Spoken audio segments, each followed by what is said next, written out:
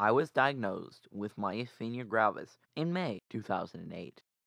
I had IVIG in 2008 and 2009, but it wasn't working as well as they hoped. In April, I had a crisis where I fell on the ground in the living room while walking across. Then my mother had to help me get to the emergency room at Peterborough Regional. I was there for a few hours, but nothing got better. With consultation from the neurology team at Sick Kids, Peterborough Regional agreed to airlift me to Sick Kids in Toronto. They had to strap me to a stretcher so I wouldn't fall off. Then they wheeled the stretcher to the helicopter on the helicopter pad. They loaded myself on the stretcher into the helicopter my mother came with. When the helicopter took off, it was like laying down on an elevator that was going straight up.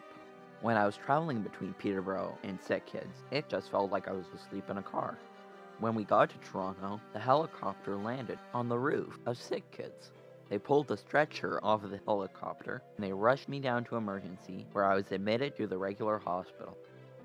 Once I got there, they did the usual vital stats: heartbeat, temperature, blood pressure. They also did a number of tests just to see how much my muscles were working. The results were, they weren't working much at all. The doctors talked to my mother and had her strongly consider having the thymectomy that night. In the end, the doctors thought to have one last try with IVIG, so we were able to avoid a thymectomy in April. A thymectomy is an operation where doctors remove the thymus gland. Sometimes it makes myasthenia gravis go into remission, and sometimes it doesn't. Even if a person with MG goes into remission after having a thymectomy, it may not be permanent. There are 3 different ways a surgeon can do a thymectomy.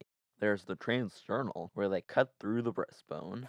There's the transcervical, that's where they go through a neck incision. Then there's the transthoracic, where they go through one or both sides of your chest. I've read, because of the increased technical demands, the transcervical and the transthoracic versions are done by only a few surgeons in North America. I was supposed to have a transcervical. The surgeon was going to slip my thymus out like a little sardine. A thymectomy is something not normally done on kids. That's because the thymus loses almost all of its functional capacity after a person's teenage years. The role of the thymus when you're a kid and a teenager is to educate the T cells in your body to a specific response where they then populate the lymphoid organs for storage until needed. Removing the thymus in adults does not affect their immune system because the thymus gland's job is done by that time. But it's a different story for kids and for teenagers. One of the jobs of the lymphoid organs has to do with the immune functions in defending the body against infections and the spread of tumors. The thymus and bone marrow are the primary lymphoid tissues involved in the production and early selection of lymphocytes. A lymphocyte is a kind of white blood cell. It's part of the vertebrate immune system. The 3 major types of lymphocyte are T cells, B cells, and natural killer or NK cells. NK cells can tell the difference between infected cells and tumors from normal and uninfected cells. They are named natural killer cells because when they find the infected cells and tumors, they release cell-killing granules that kill off altered cells. That's why they're called natural killer cells. T cells and B cells are the major cell components of the body's adaptive immune response. The principal function of B cells is to make antibodies. They eventually develop into memory B cells after activation by antigen interaction.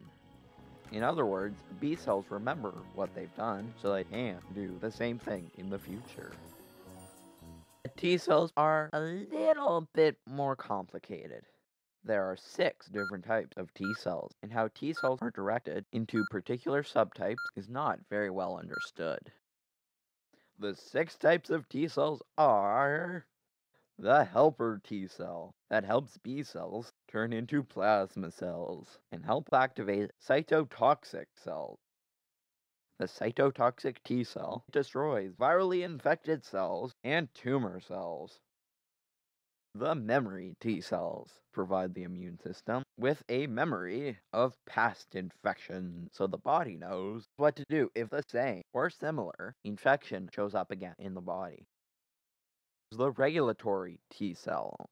It used to be called the suppressor T cell.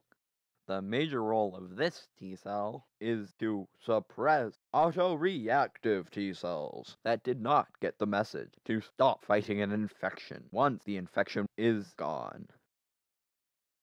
The natural killer T cell bridges the adaptive immune system with the innate immune system. And finally, we have the gamma delta T cell.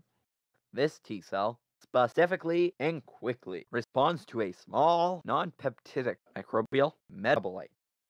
What this means is that T cells are important throughout your life, but they are really important when you're a kid because your body needs to learn what to do when infection and tumors happen.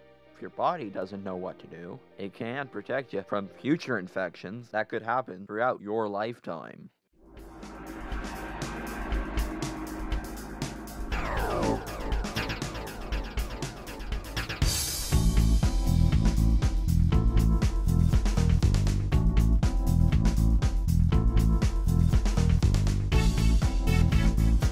Yo, yeah, y'all know what time it is.